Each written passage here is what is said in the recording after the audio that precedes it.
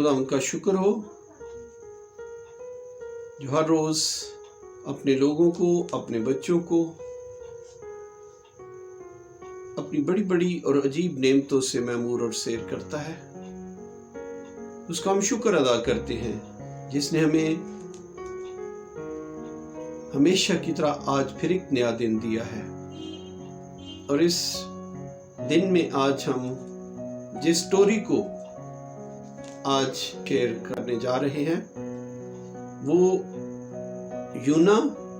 यूनुस नबी यानी यूना बिन अम्मती, जिसके 4 बाब हैं जिन्हें शायद हम 40 मिनट के थोड़े से वक्त में पढ़ लेते हैं, शायद इससे भी कम वक्त में। लेकिन इस किताब में जो मुख्तसर सी है लिखा है, खुदावंद यूना नबी से फरमाता है, उठ उस बड़े शहर निनानवा को जा और उसके खिलाफ मनादी कर, क्योंकि उनकी शरारत मेरे हुजूर पहुंची है। ये किताब छोटी है लेकिन इसके अंदर बहुत कुछ है जो बेहद गौर तलब है। सबसे पहले उन गौर तलब मौज़ूआत को देखने की कोशिश करते हैं जिस छोटी किताब को बहुत बड़ा बनाते हैं, और ये सवालात व मौज़ूआत दिल को राहत के साथ ताज़गी बख्शते हैं।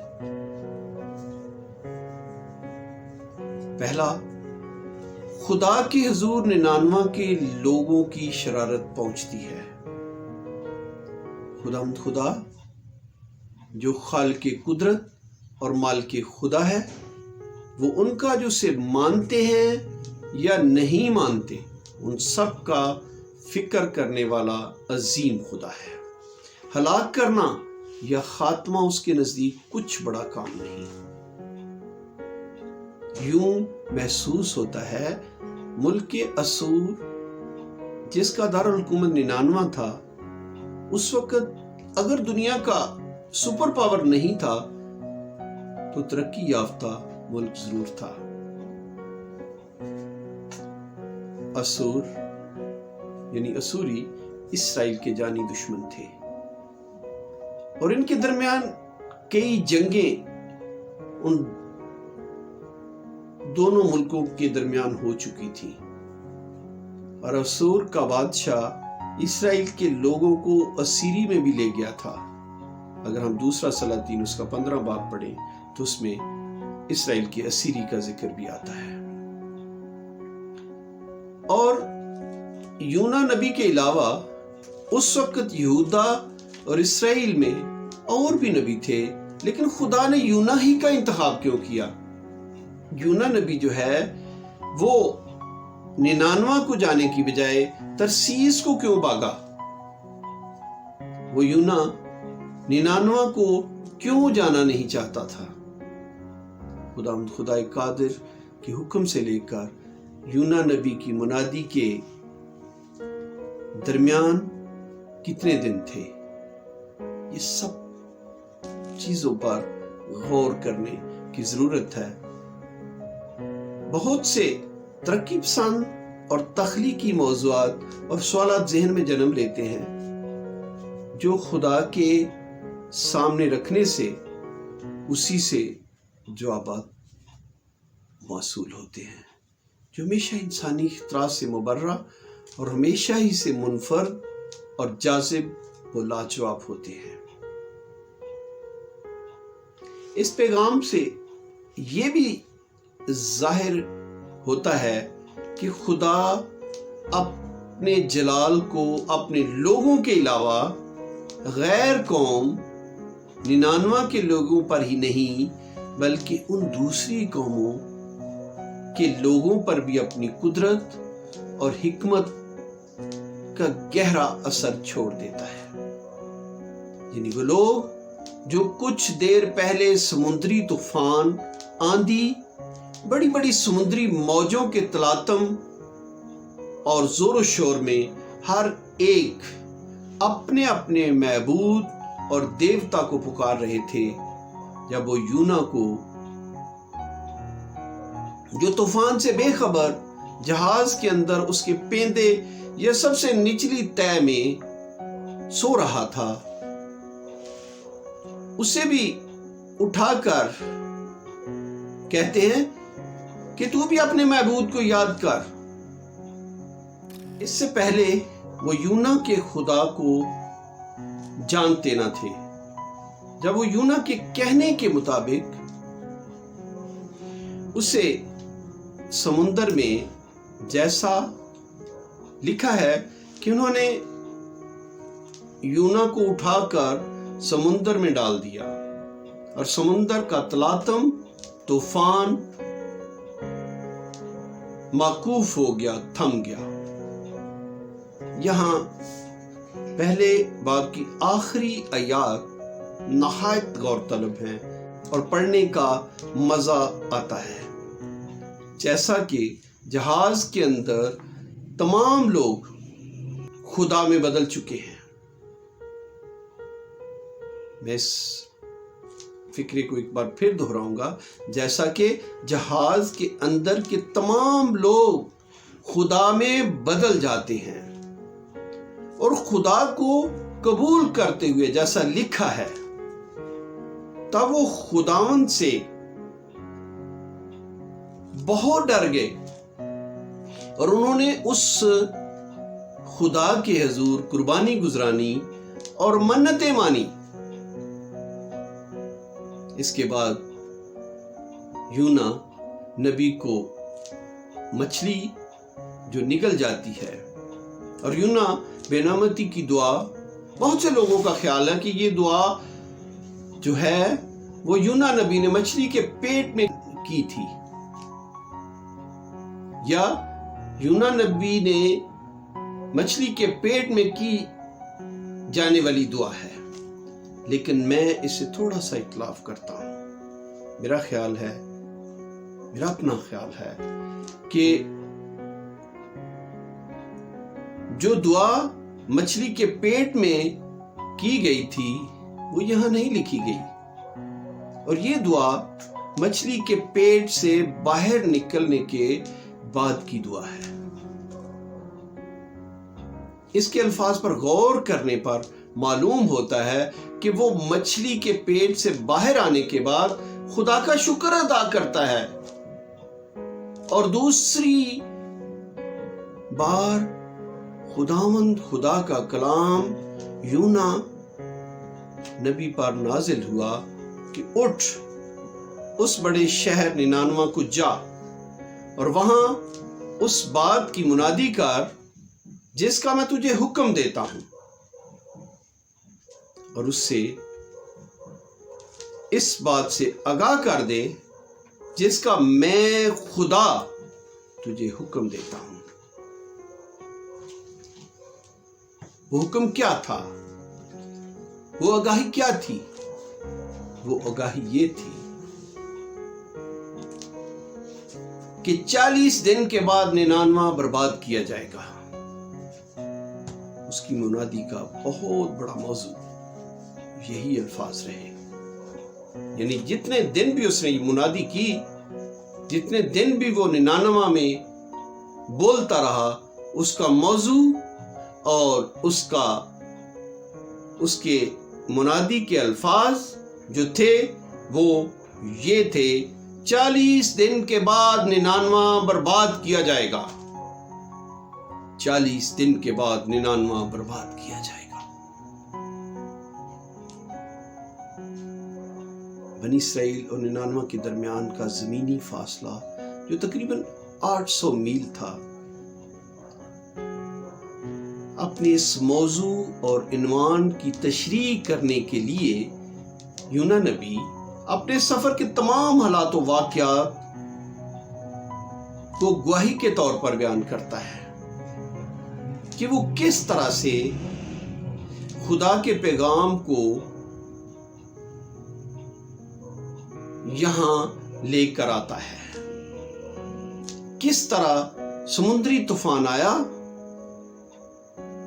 اسے سمندر میں پھینک دیا گیا، اور 3 دن اور 3 رات مچھلی کے پیٹ میں وہ رہا۔ اور کس طرح مچھلی نے اسے ساحل پر اگل دیا، کس طرح موت سے دوبارہ وہ زندہ ہوا، اور زندہ ہونے کے بعد خدا نے اسے نینانوہ میں بھیجا۔ اور یہ اس کی گواہی کی مہر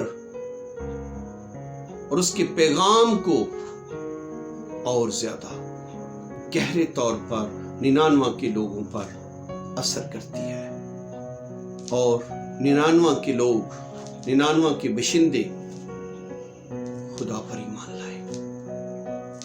اور 3 باب کی آخری آیت میں یہ لکھا ہے، جب خدا نے ان کی یہ حالت دیکھی کہ وہ اپنی بری روش سے تائب ہو گئے ہیں، تو خدا اس عذاب سے پچھتایا جو اس نے ان پر لانے کو کہا تھا، اور اسے لایا نہیں۔ جب بھی کوئی گنہگار خدا سے معافی کا طلبگار ہوتا ہے تو خدا معاف کرتا ہے۔ 3 باب کی آخری آیت میں یہ لکھا ہے کہ جب خدا نے ان کی یہ حالت دیکھی کہ وہ اپنی بری روش سے تائب ہو گئے ہیں، تو خدا اس عذاب سے پچھتایا جو اس نے ان پر لانے کو کہا تھا، اور اس سے لایا نہیں۔ جب کوئی بھی گنہگار خدا سے معافی کا طلبگار ہوتا ہے تو خدا معاف اور رحم کرتا ہے، اور اس خدا نے تمام اسوریوں کی معافی قبول کی۔ لیکن یونس نبی تباہی کا منظر دیکھنے کے لیے اونچے پہاڑ پر جا کھڑا ہوتا ہے، لیکن نینانوہ شہر تباہ نہیں ہوتا، اور یونس اس امر سے بہت ناخوش اور غصے ہوا، اور اس نے خداوند سے دعا کر کے کہا، اے خداوند، کیا میں نے یہی نہ کہا تھا جب میں اپنے ملک میں تھا، اور اسی سبب سے جلدی کر کے ترسیس کو بھاگا، کیونکہ میں جانتا تھا کہ تو خدائے رحیم و مہربان ہے، طویل الصبر اور نہایت شفیع، جو عذاب لانے سے پچھتاتا ہے۔ اب اے خداوند، مجھ سے میری جان لے لے، کیونکہ میرے لیے مر جانا زندہ رہنے سے بہتر ہے۔ خداوند نے فرمایا، کیا تیرا غصہ راست ہے؟ تجھے ایک بیل کی اتنی فکر ہوئی، شہر عظیم نینانوہ کی فکر نہ ہوگی، جس میں بے شمار مواشی اور جانوروں کے علاوہ 1,20,000 سے زیادہ ایسے انسان ہیں جو اپنے دائیں اور بائیں ہاتھ میں بھی امتیاز نہیں کر سکتے۔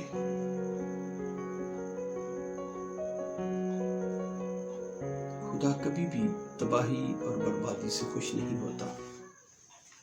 تو ہم خدا پر امید رکھیں، خدا کو اپنی زندگی میں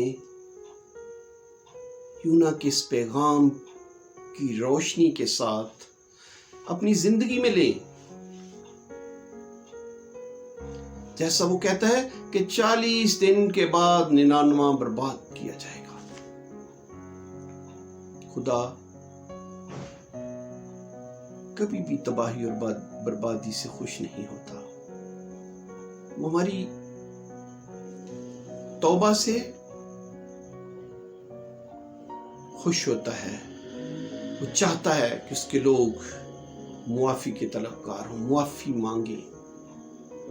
تو میرے عزیز بہنوں اور بھائیوں، آج کے اس پیغام کے ساتھ میں یہ عرض کرنا چاہوں گا کہ یہ پیغام کا مقصد یہ ہے کہ ہم زندگی پائیں۔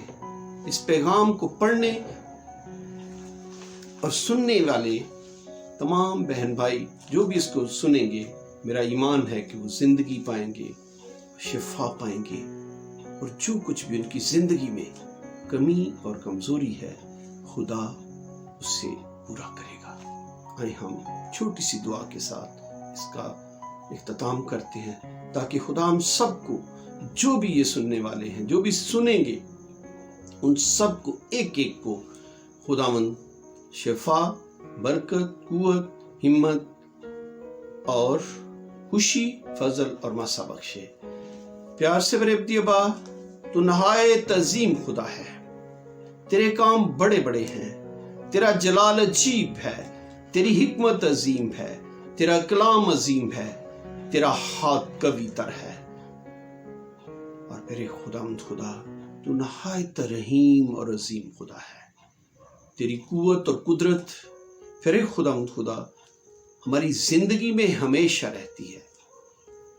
تو کسی کی ہلاکت نہیں چاہتا، بلکہ توبہ کے لیے ہمیں موقع بخشتا ہے۔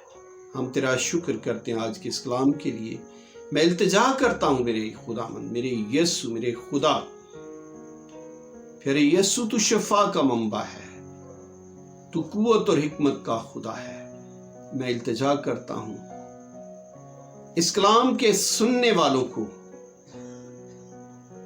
پھر خدا شفا، قوت، حکمت، فضل اور مسا، تسلی، اطمینان اور گہرا جلال ملے، تاکہ خدا ہم اپنی زندگیوں کو تیری مرضی کے مطابق لے لیں۔ آج کے اس کلام کے وسیلہ سے ایک ایک زندگی کو، ایک ایک بہن کو، بھائی کو، بیٹی کو، بیٹے کو، اور پھر خدا غیر قوموں کو، تمام ان لوگوں کو، کیونکہ تو غیر قوموں کا بھی خدا ہے، تو ہر ایک زندگی کا خالق اور مالک خدا ہے۔ ایک ایک کو برکت اور شفا اور قوت دے۔ رحم کر مسیح مرے خدا یسوع کے وسیلے سے، آمین۔ ہاللیلویہ، تیرا شکر۔